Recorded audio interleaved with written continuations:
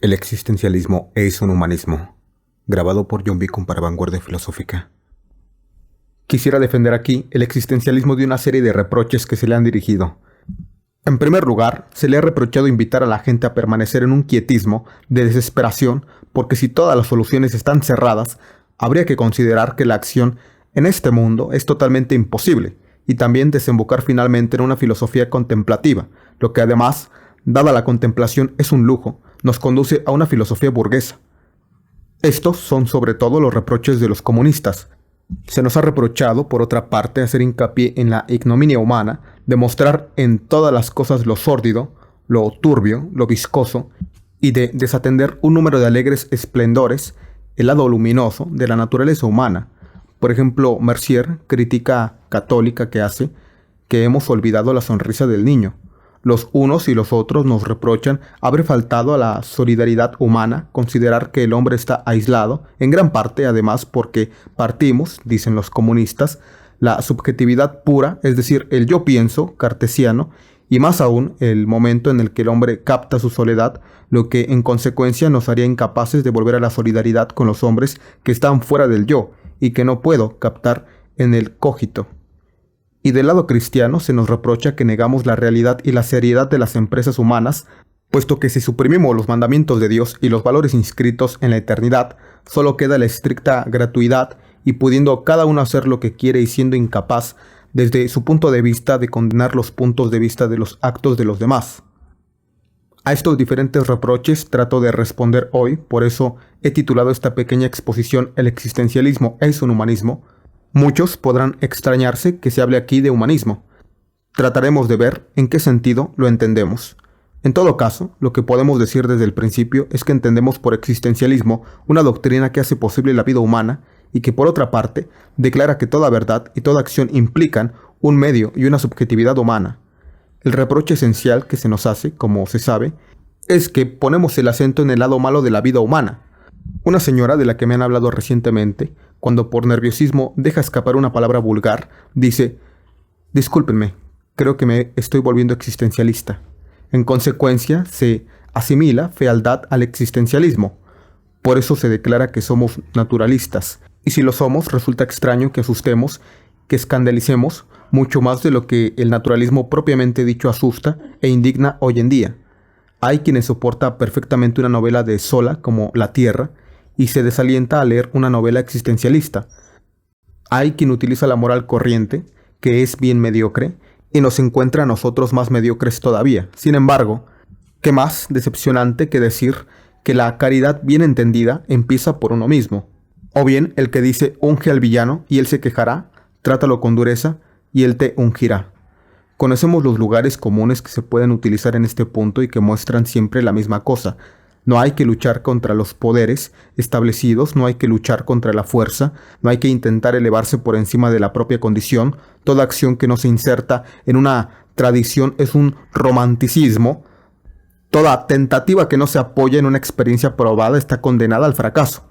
Y la experiencia nuestra de los hombres tienden siempre a lo bajo, que se necesitan cuerpos sólidos para dominarlos, si no es la anarquía.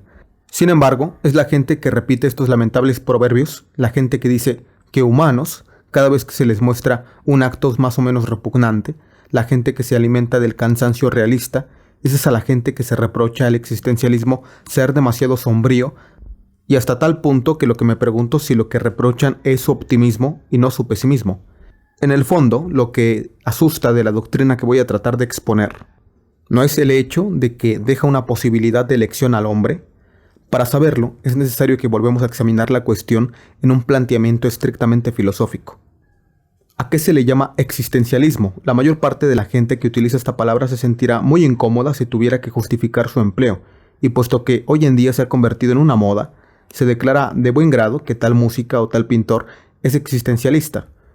Un redactor de noticias firma existencialista, y hoy en el fondo la palabra ha tomado tal amplitud y tal extensión que ya no significa absolutamente nada. Parece que a falta de una doctrina de vanguardia análoga al surrealismo, la gente ávida de escándalo y de movimiento se dirige a esta filosofía que no les puede aportar nada por otra parte en este dominio. En realidad es la doctrina menos escandalosa, la más austera, está destinada estrictamente a los técnicos y a los filósofos. Sin embargo, se puede definir fácilmente. Lo que complica las cosas es que hay dos especies de existencialistas. Los primeros, que son cristianos, entre los cuales yo colocaría a Jaspers y a Gabriel Marcel, de confesión católica, y por otra parte los existencialistas ateos, entre los cuales hay que colocar a Heidegger, y también a los existencialistas franceses y a mí mismo. Lo que ellos tienen en común es simplemente el hecho de considerar que la existencia precede a la esencia, o, si se prefiere, que hay que partir de la subjetividad. ¿Qué significa esto exactamente? Consideremos un objeto fabricado, por ejemplo, un libro o un abrecartas. Este objeto ha sido fabricado por un artesano que se ha inspirado en un concepto. Se ha referido al concepto de abrecartas e igualmente a una técnica de producción previa para formar parte del concepto y que en el fondo es una fórmula.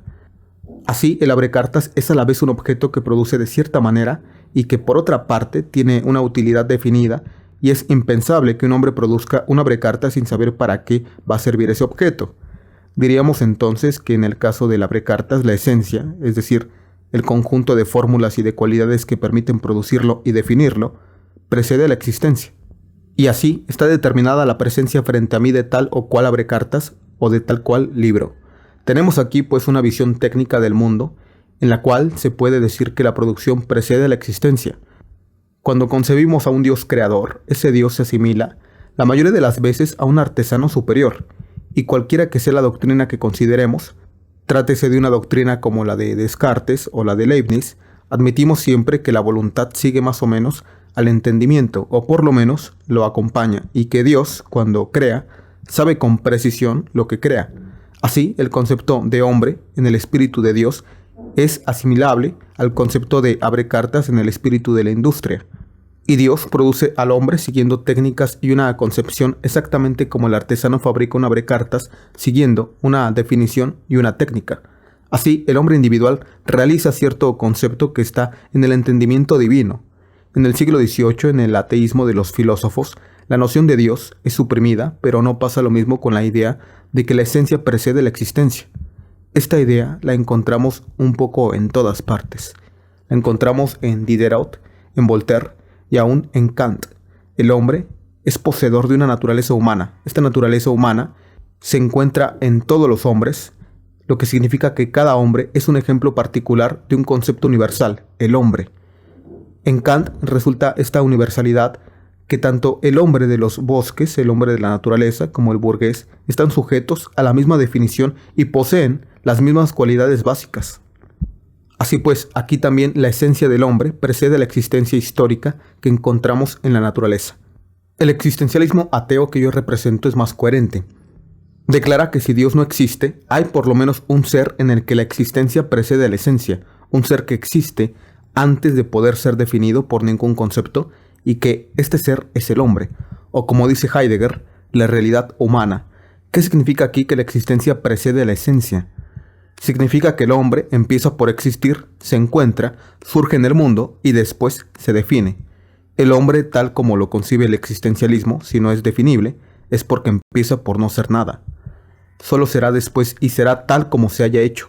Así pues, no hay naturaleza humana, porque no hay Dios para concebirla.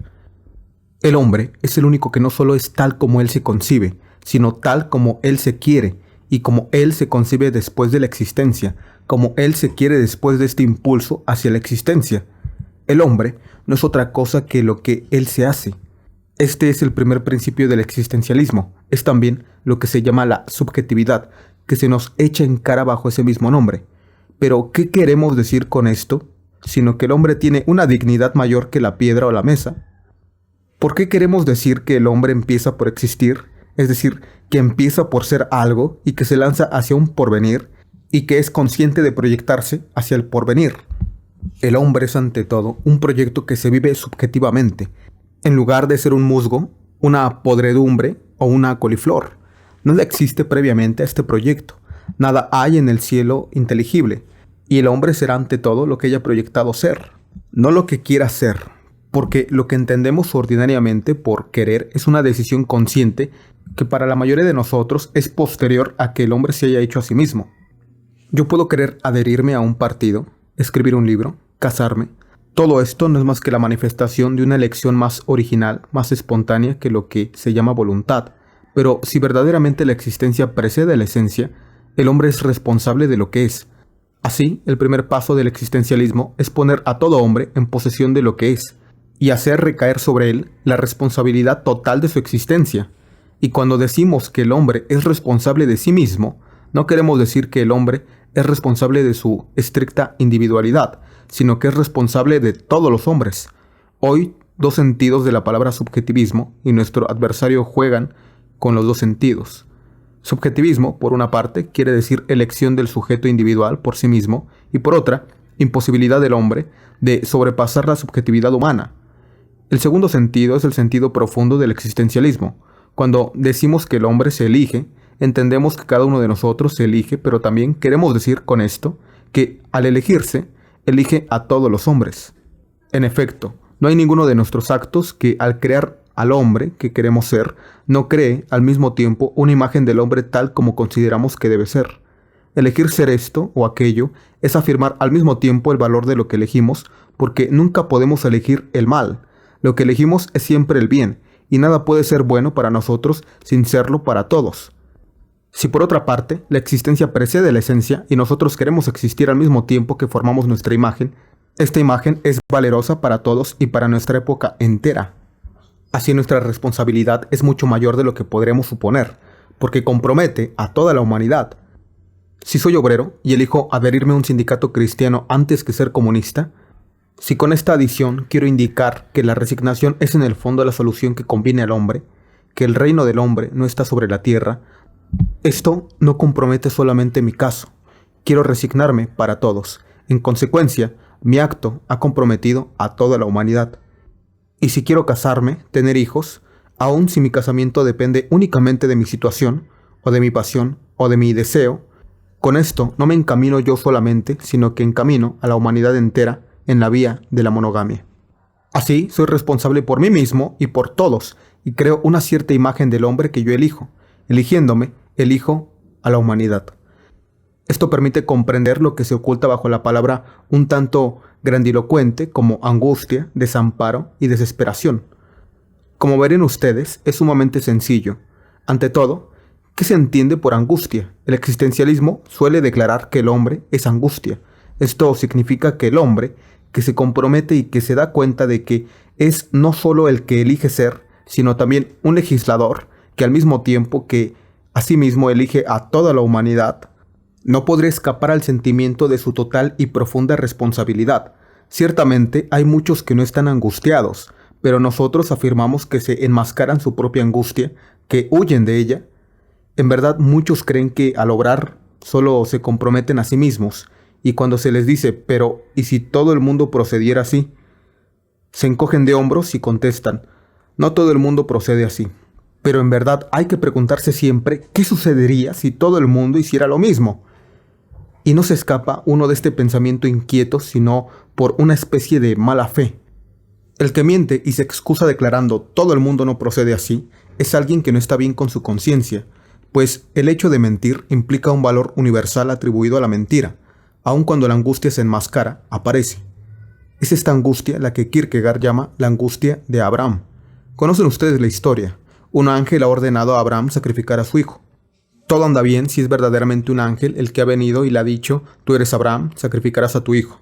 Pero cada cual puede preguntarse, ante todo, ¿es en verdad un ángel y yo soy, en verdad, Abraham? ¿Quién me lo prueba? Había una loca que tenía alucinaciones, le hablaban por teléfono y le daban órdenes. El médico le preguntó, ¿pero quién le hablaba? Ella contestó, dice que es Dios. ¿Y qué le probaba que en efecto era Dios? Si un ángel viene a mí, ¿qué es lo que me prueba que es un ángel? Y si oigo voces, ¿qué es lo que prueba que vienen del cielo y no del infierno, o del subconsciente, o de un estado patológico? ¿Quién prueba que se dirigen a mí? ¿Quién prueba que realmente soy yo, el señalado para imponer mi concepción del hombre y mi elección a la humanidad? No encontraré jamás ninguna prueba, ningún signo para convencerme de ello. Si una voz se dirige a mí, siempre seré yo quien decida que esta voz es la voz del ángel. Si considero que tal o cual acto es bueno, yo soy el que elegiré decir que ese acto es bueno o malo. Nadie me designa para ser Abraham, y sin embargo, Estoy obligado a cada instante a realizar actos ejemplares. Todo ocurre como si para todo hombre, toda la humanidad tuviera los ojos fijos en lo que él hace y se ajustara a lo que él hace. Y cada hombre debe decirse: yo soy quien tiene el derecho a obrar de tal manera que la humanidad se rija según mis actos. Y si no se dice esto, es porque se enmascara su angustia. No se trata aquí de una angustia que conduciría al quietismo, a la inacción. Se trata de una angustia simple que conocen todos aquellos que han tenido responsabilidades. Cuando, por ejemplo, un jefe militar asume la responsabilidad de un ataque y envía cierto número de hombres a la muerte, él elige hacerlo y, en el fondo, elige él solo. Sin duda, hay órdenes superiores, pero son demasiado amplias y se impone una interpretación que proviene de él. Y de esta interpretación depende la vida de 14 o 20 hombres. No puede dejar de haber en la decisión que toma cierta angustia. Todos los jefes conocen esta angustia. Esto no les impide actuar, al contrario, es la condición misma de su acción. Porque esto supone que enfrentan una pluralidad de posibilidades y cuando eligen una, se dan cuenta que solo tiene valor porque ha sido elegida. Y esta especie de angustia, que es la que describe el existencialismo, veremos que se explica además por una responsabilidad directa frente a los otros hombres que compromete. No es una cortina que nos separa de la acción, sino que forma parte de la acción misma. Y cuando se habla de desamparo, expresión cara a Heidegger, queremos decir solamente que Dios no existe y que de esto hay que sacar las últimas consecuencias. El existencialista se opone decididamente a cierto tipo de moral laica que quisiera suprimir a Dios con el menor esfuerzo posible. Cuando hacia 1880 algunos profesores franceses trataron de constituir una moral laica, dijeron más o menos esto: Dios es una hipótesis inútil y costosa. Nosotros la suprimimos. Pero es necesario, sin embargo, para que haya una moral, una sociedad, un mundo vigilado, que algunos valores se tomen en serio y se consideren como existentes a priori. Es necesario que sea obligatorio a priori ser honesto, no mentir, no pegar a la esposa, tener hijos, etcétera, etcétera. Haremos por lo tanto un pequeño trabajo que permitirá demostrar que estos valores existen, a pesar de todo, escritos en un cielo inteligible, aunque, por otra parte, Dios no existe. Dicho de otra forma, nada cambiaría si Dios no existe. Encontraremos las mismas normas de honradez, de progreso, de humanismo, y habremos hecho de Dios una hipótesis superada que morirá tranquilamente y por sí misma. El existencialismo, por el contrario, piensa que es muy incómodo que Dios no exista, porque con él desaparece toda la posibilidad de encontrar valores en un cielo inteligible. Ya no se puede tener el bien a priori porque no hay conciencia infinita y perfecta para pensarlo. No está escrito en ninguna parte que el bien exista, que haya que ser honesto, que no haya que mentir, puesto que precisamente estamos en un plano donde solamente hay hombres. Dostoyevsky había escrito: si Dios no existiera, todo estaría permitido. Este es el punto de partida del existencialismo. En efecto, todo está permitido si Dios no existe, y en consecuencia, el hombre está abandonado porque no encuentra ni en sí ni fuera de sí una posibilidad de aferrarse. No encuentra ante todo excusas.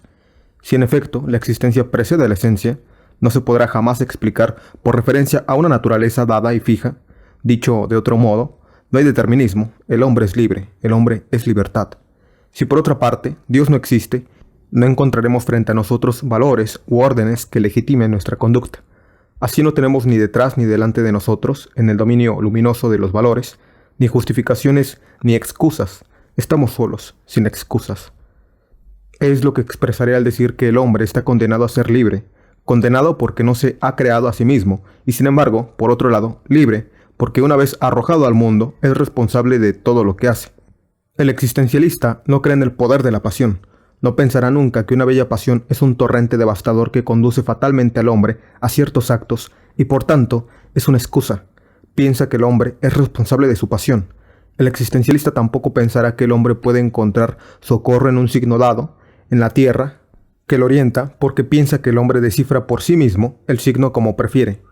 Piensa pues que el hombre sin ningún apoyo ni socorro está condenado a cada instante a inventar al hombre. Ponge ha dicho en un artículo muy hermoso: el hombre es el porvenir del hombre. Es perfectamente exacto. Solo que si se entiende por esto que ese porvenir está inscrito en el cielo, que Dios lo ve, entonces es falso, pues ya no sería ni siquiera un porvenir, Si se entiende que, sea cual fuere el hombre que aparece, hay un porvenir por hacer, un porvenir virgen que lo espera, entonces es exacto.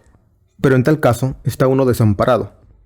Para dar un ejemplo que permita comprender mejor lo que es el desamparo, citaré el caso de uno de mis alumnos, que me vino a ver en las siguientes circunstancias. Su padre había peleado con su madre y tendía al colaboracionismo. Su hermano mayor había muerto en la ofensiva alemana de 1940 y este joven, con sentimiento un poco primitivo, pero generoso, quería vengarlo. Su madre vivía sola con él, muy afligida por la semitraición del padre y por la muerte del hijo mayor, y su único consuelo era él. Este joven tenía en ese momento la elección de partir para Inglaterra y entrar en las fuerzas francesas libres, es decir, abandonar a su madre, o bien permanecer al lado suyo y ayudarla a vivir. Se daba perfecta cuenta de que esta mujer solo vivía para él y que su desesperación y tal vez su muerte la hundiría en la desesperación. También se daba cuenta de que, en el fondo, concretamente, cada acto que lleva a cabo con respecto a su madre tenía otro correspondiente en el sentido de que la ayudaba a vivir, mientras que cada acto que llevaba a cabo para partir y combatir era un acto ambiguo que podía perderse en la arena, sin servir para nada. Por ejemplo, al partir para Inglaterra, pasando por España, podía permanecer indefinidamente en un campo español, podía llegar a Inglaterra o Argelia y acabar en un despacho redactando documentos.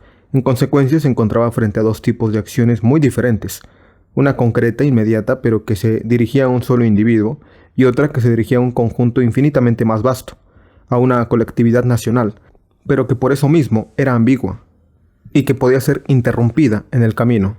Al mismo tiempo, dudaba entre dos tipos de moral. Por una parte, una moral de simpatía, de devoción personal, y por otra, una moral más amplia, pero de eficacia más discutible. Había que elegir entre las dos. ¿Quién podía ayudarlo a elegir? ¿La doctrina cristiana? No, la doctrina cristiana dice: sed caritativos, amad a vuestro prójimo, sacrificaos por los demás, elegid el camino más estrecho, etcétera, etcétera. Pero, ¿cuál es el camino más estrecho? ¿A quién hay que amar como a un hermano? ¿Al combatiente o a la madre? ¿Cuál es la utilidad mayor? ¿La utilidad vaga de luchar en un grupo o la utilidad precisa de ayudar a un ser concreto a vivir? ¿Quién puede decidir a priori? Nadie. Ninguna moral inscrita puede decirlo. La moral kantiana dice: no tratéis jamás a los otros como medios, sino como fines.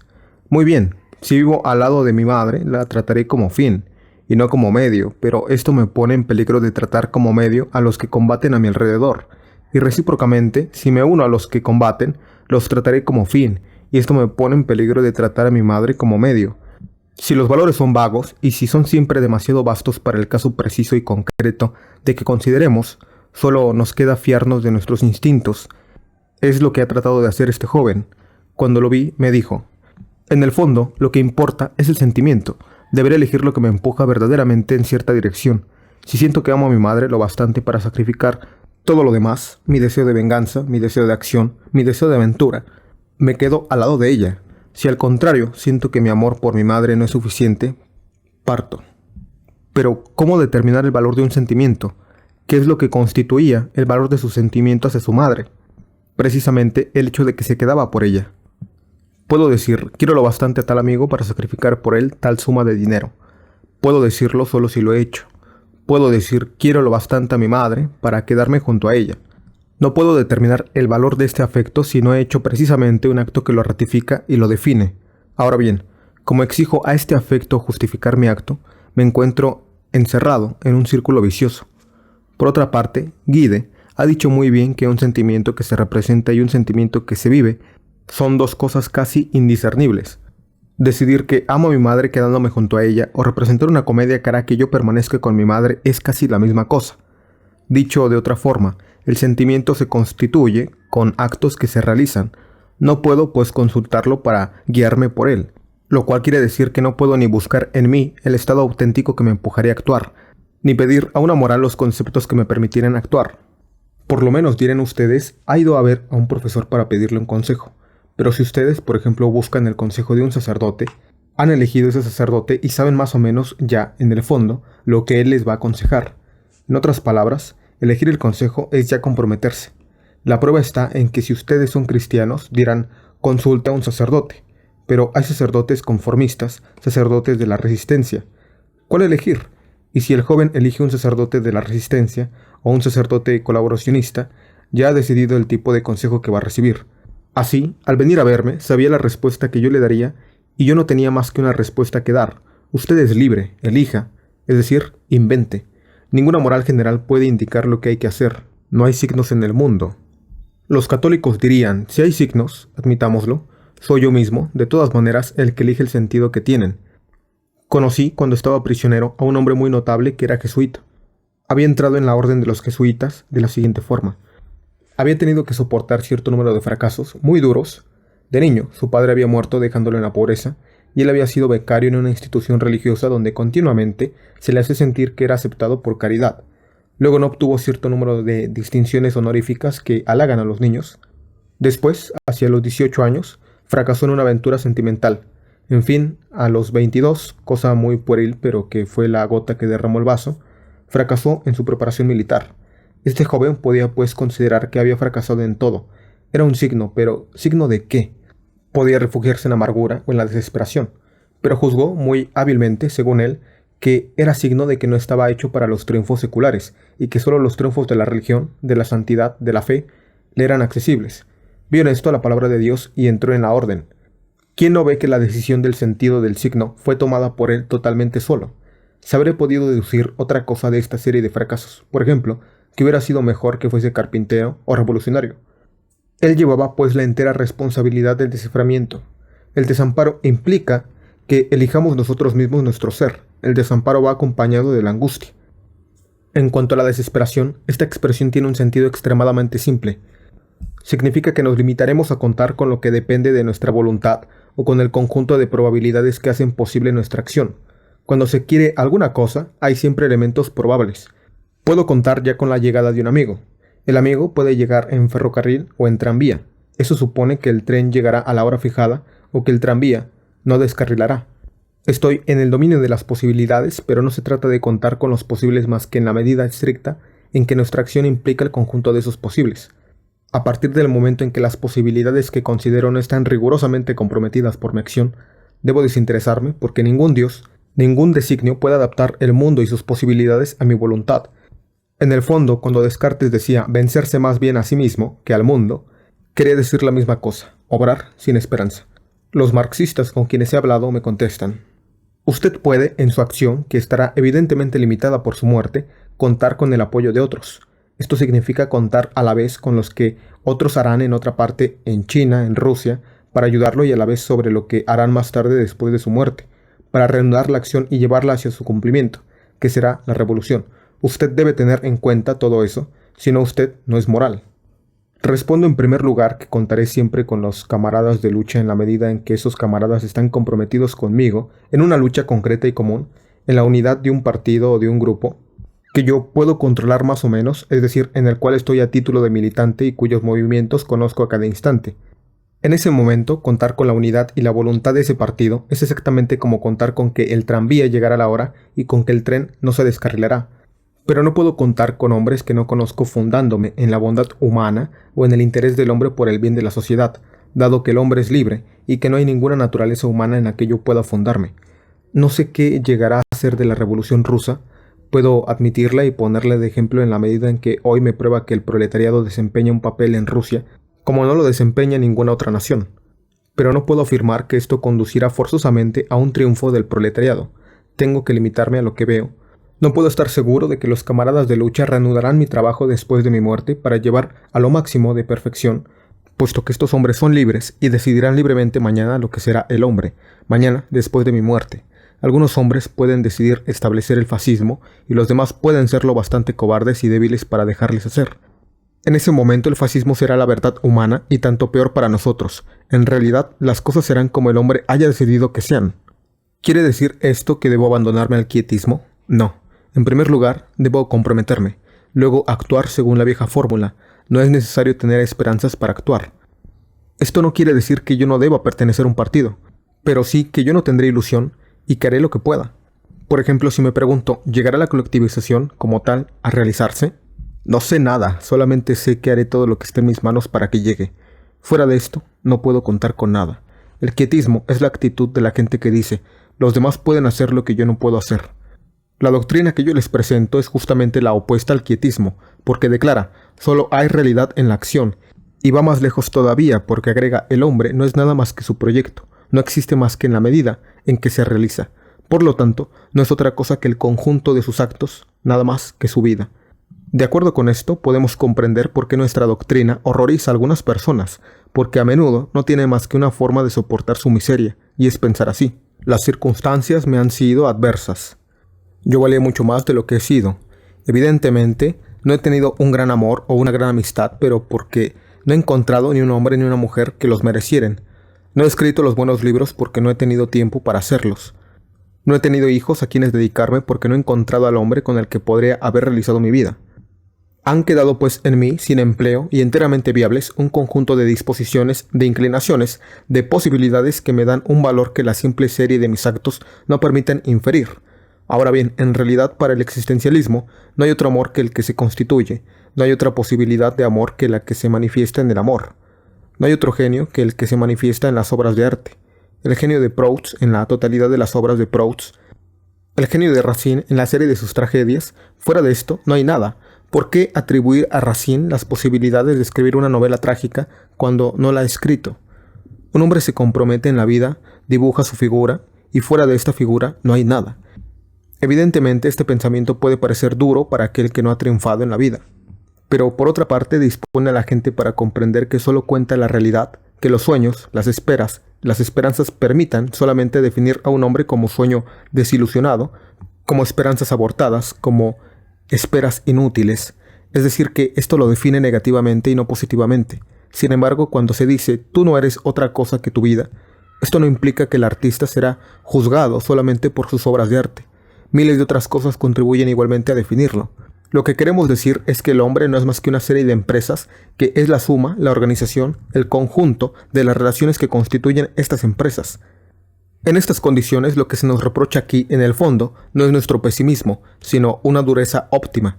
Si la gente nos reprocha las novelas en que describimos seres sin coraje, débiles, cobardes y algunas veces francamente malos, no es únicamente porque estos seres son flojos, débiles, cobardes o malos, porque si como sola declaramos que son así por herencia, por la acción del medio, de la sociedad, por un determinismo orgánico o psicológico, la gente se sentiría segura y diría, bueno, somos así y nadie puede hacer nada.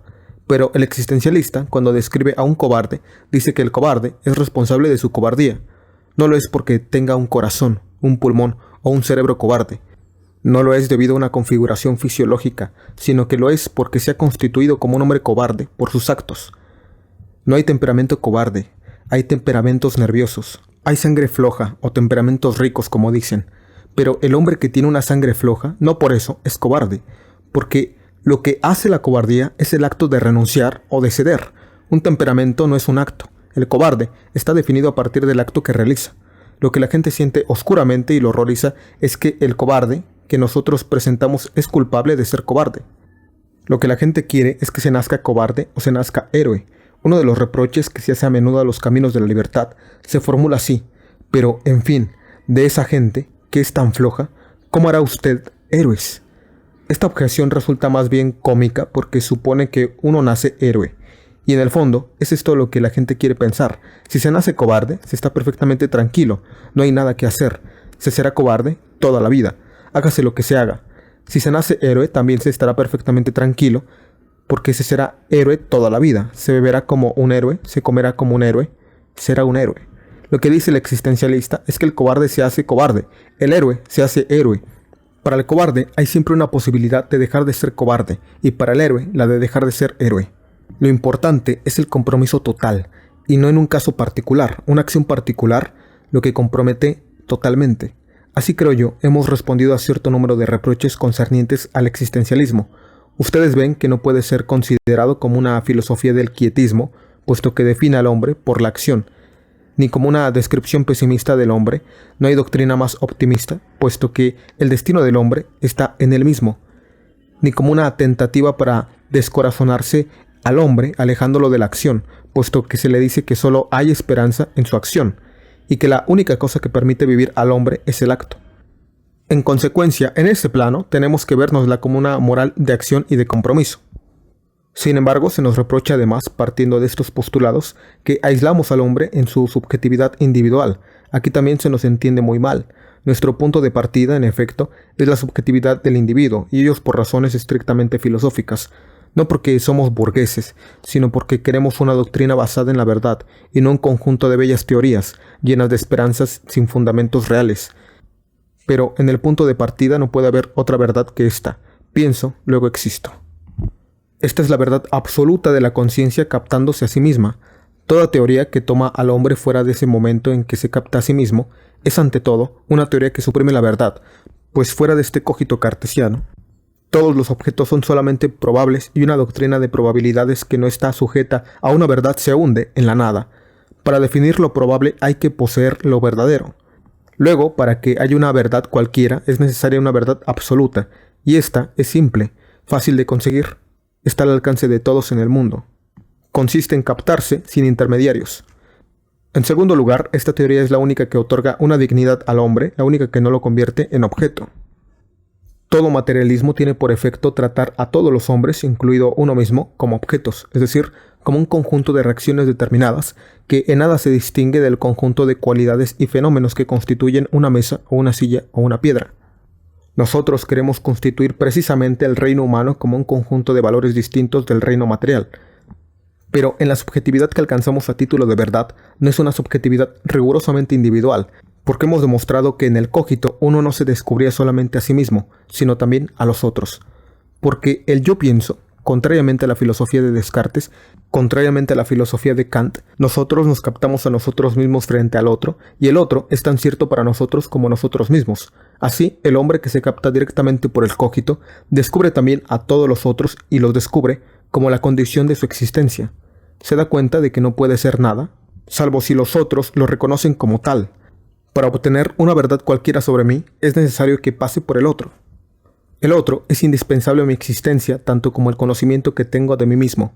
En estas condiciones, el descubrimiento de mi intimidad me descubre al mismo tiempo al otro, como una libertad colocada frente a mí, que no piensa y que no quiere sino por o contra mí.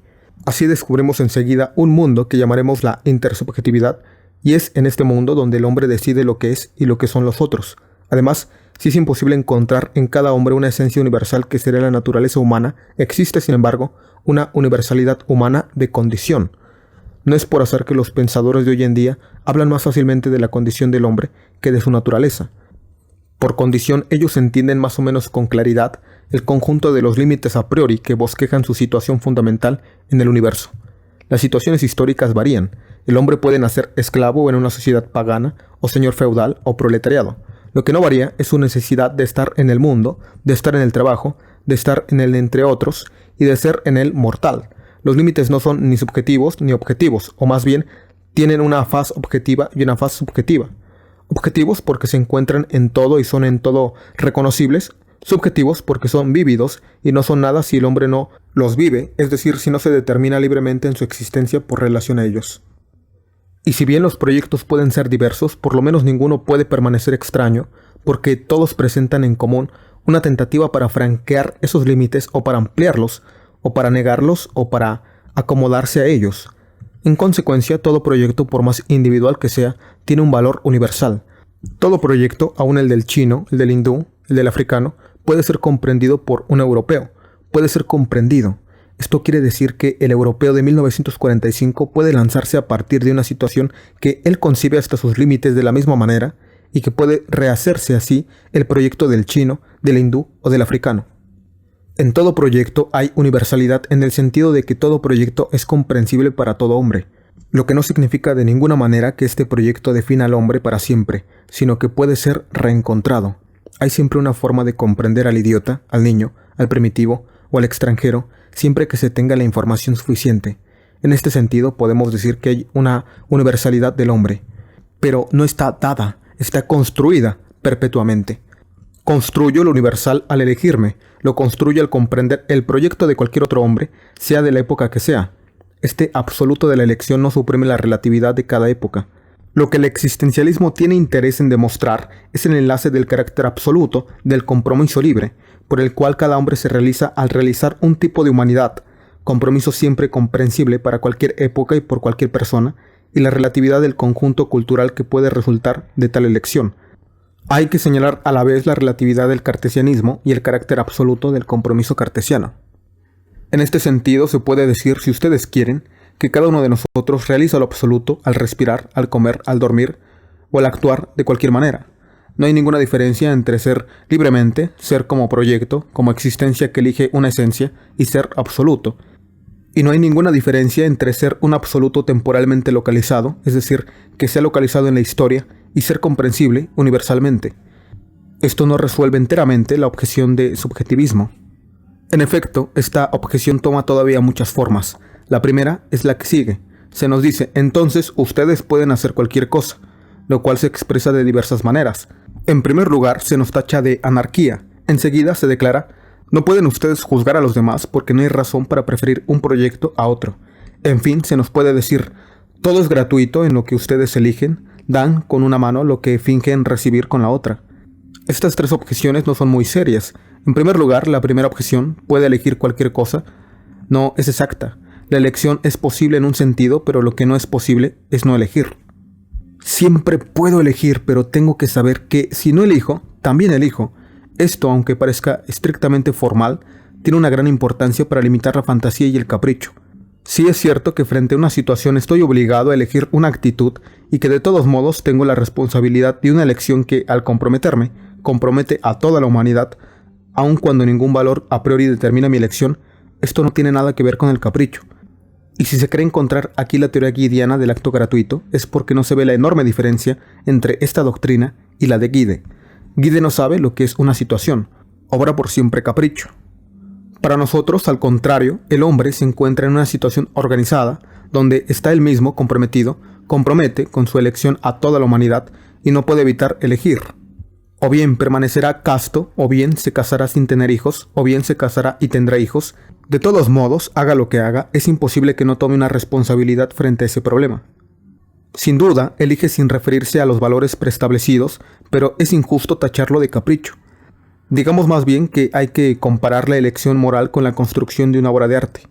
Y aquí hay que hacer enseguida un alto para decir que no se trata de una moral estética, porque nuestros adversarios tienen tanta mala fe que hasta esto nos reprochan. El ejemplo que elijo no es más que una comparación. Dicho esto, ¿se ha reprochado jamás a un artista que pinta un cuadro el no inspirarse en reglas establecidas a priori? ¿Se ha dicho jamás cuál es el cuadro que debe crear?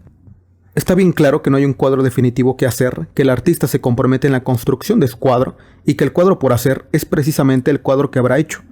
Está bien claro que no hay valores estéticos a priori, pero que hay valores que se ven después en la coherencia del cuadro, en las relaciones que hay entre la voluntad de la creación y el resultado. Nadie puede decir lo que será la pintura de mañana, solo se puede juzgar la pintura una vez realizada. ¿Qué relación tiene esto con la moral? Nosotros estamos en la misma situación creadora. No hablamos nunca de la gratitud de una obra de arte. Cuando hablamos de un cuadro de Picasso, nunca decimos que es gratuito. Comprendemos perfectamente que Picasso se ha construido tal como es al mismo tiempo que pintaba, que el conjunto de su obra se incorpora a su vida. Lo mismo ocurre en el plano de la moral. Lo que hay en común entre el arte y la moral es que en ambos casos tenemos creación e invención. No podemos decir a priori lo que hay que hacer. Creo haberlo demostrado suficientemente al hablarles del caso de ese alumno que me vino a ver y que puede dirigirse a todas las morales. Kantiana u otras, sin encontrar ninguna especie de indicación, se vio obligado a inventar él mismo su ley. Nunca diremos que este hombre que ha elegido quedarse con su madre tomando como base la moral de los sentimientos, la acción individual y la caridad concreta, o que ha elegido irse a Inglaterra prefiriendo el sacrificio, ha hecho una elección gratuita. El hombre se hace. No está todo hecho desde el principio. Se hace al elegir su moral y la presión de las circunstancias es tal que no puede dejar de elegir una. No definimos al hombre sino en relación con un compromiso. Es, por lo tanto, absurdo reprocharnos la gratuidad de la elección. En segundo lugar, se nos dice, no pueden ustedes juzgar a los otros. Esto es verdad en cierta medida y falso en otra. Es verdadero en el sentido de que cada vez que el hombre elige su compromiso y su proyecto con toda sinceridad y con toda lucidez, sea cual fuere, por lo menos ese proyecto es imposible hacerle preferir otro. Es verdadero en el sentido de que no creemos en el progreso. El progreso es un mejoramiento, el hombre es siempre el mismo frente a una situación que varía y la elección es siempre una elección en una situación. El problema moral no ha cambiado desde el momento en que se podía elegir entre los esclavistas y los no esclavistas, en el momento de la guerra de sucesión, por ejemplo, hasta el momento presente. en el que se puede optar por el momento de la República Popular o los comunistas. Pero sin embargo se puede juzgar porque, como he dicho, se elige frente a los otros, y uno se elige así frente a los otros. Ante todo se puede juzgar.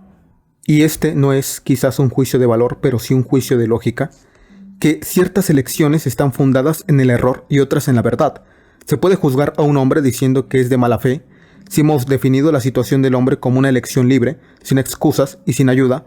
Todo hombre que se refugia detrás de las excusas de sus pasiones, todo hombre que se inventa un determinismo, es un hombre de mala fe.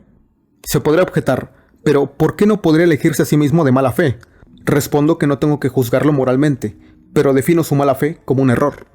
En esto no se puede escapar a un juicio de verdad. La mala fe es evidentemente una mentira, porque disimula la total libertad del compromiso. En el mismo plano diré que hay también una mala fe si elijo declarar que ciertos valores existen antes que yo. Estoy en contradicción conmigo mismo si a la vez los quiero y declaro que se me imponen. Si se me dice, ¿y si quiero ser de mala fe?, responderé, no hay ninguna razón para que no lo sea, pero yo declaro que usted lo es y que la actitud de estricta coherencia es la actitud de buena fe. Y además puedo formular un juicio moral.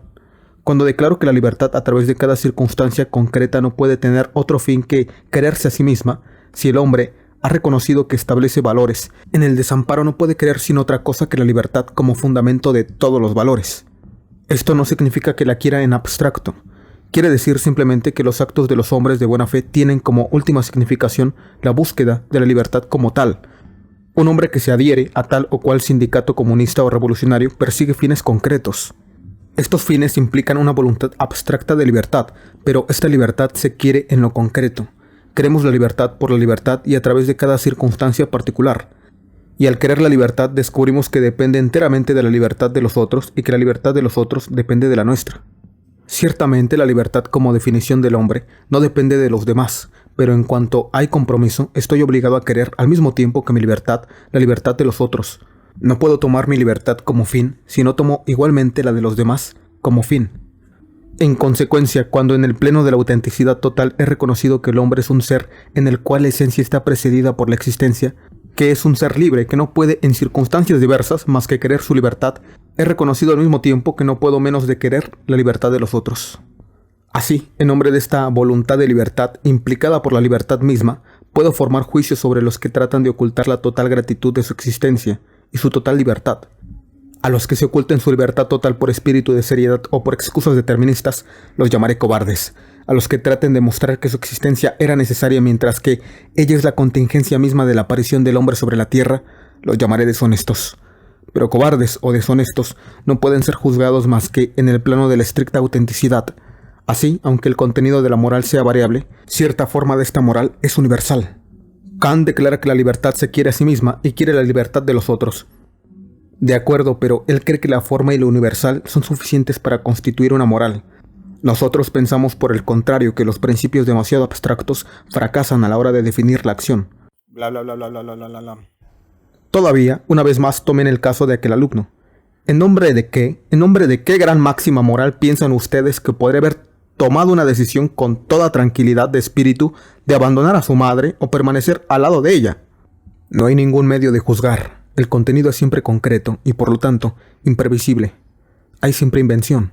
La única cosa que tiene importancia es saber si la invención que se hace en nombre de la libertad. Examinemos por ejemplo los dos casos siguientes. Verán en qué medida se parecen y sin embargo se diferencian. Tomemos por ejemplo la novela de George Eliot, El molino junto al Floss.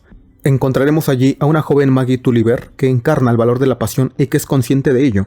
Está enamorada de un joven, Stephen, que es novio de otra joven insignificante. Maggie Tulliver, en vez de preferir irreflexivamente su propia felicidad, en nombre de la solidaridad humana, elige sacrificarse y renunciar al hombre que ama.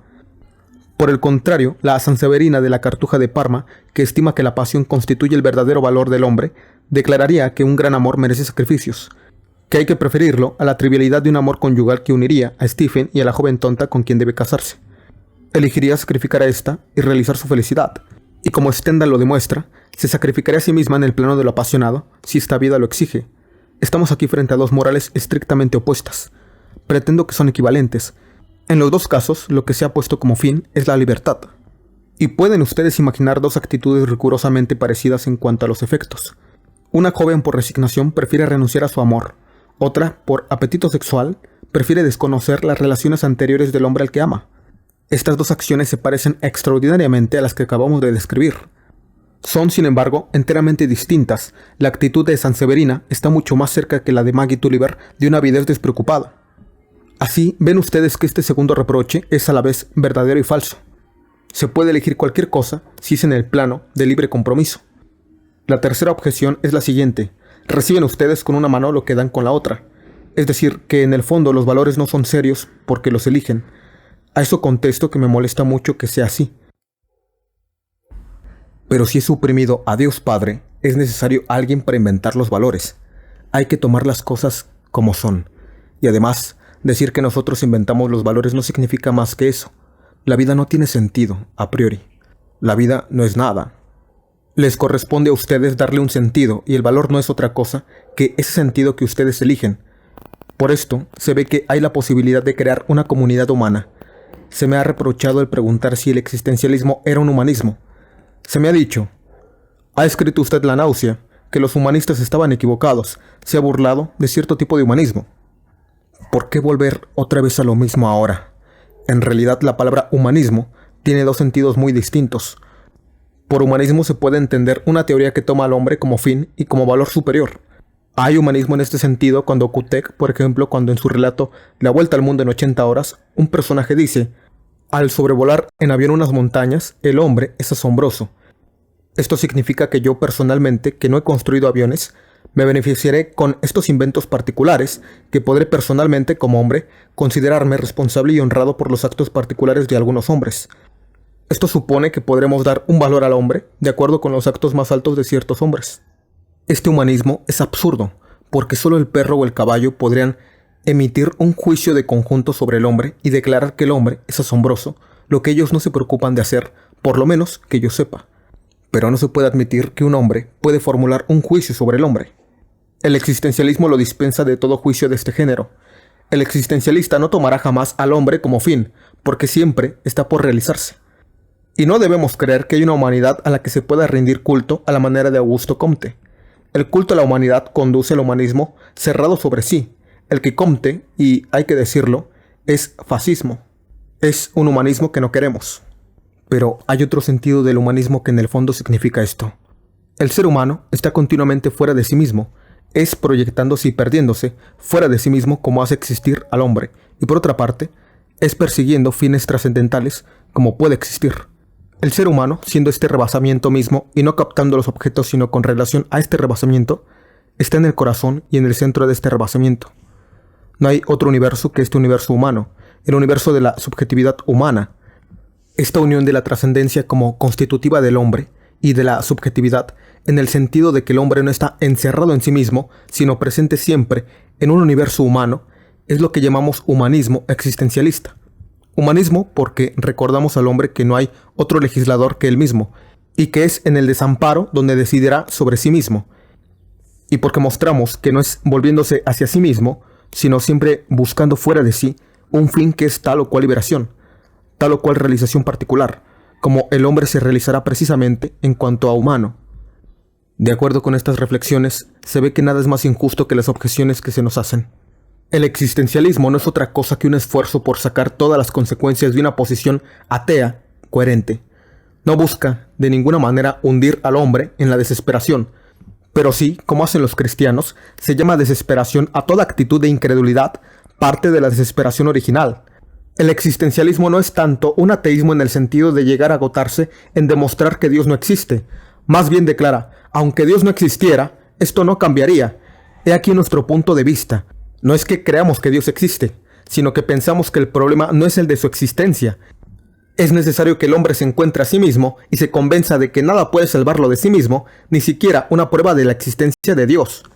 En este sentido, el existencialismo es un optimismo, una doctrina de acción, y solo por mala fe, confundiendo su propia desesperación con la nuestra, es como los cristianos pueden llamarnos desesperados. El existencialismo es un humanismo, por Jean-Paul Sartre. Si te gustó este audiolibro, no olvides dejarnos tu like. Vanguardia Filosófica es un centro de estudios con el propósito de crear una generación con filosofía. Si quieres apoyar este proyecto, puedes hacer una donación significativa Aquí abajo te dejo el botón de donaciones y nuestras redes sociales. También puedes aprender filosofía con nosotros tomando un curso vía Zoom en vivo y en directo. Gracias por escuchar este audiolibro.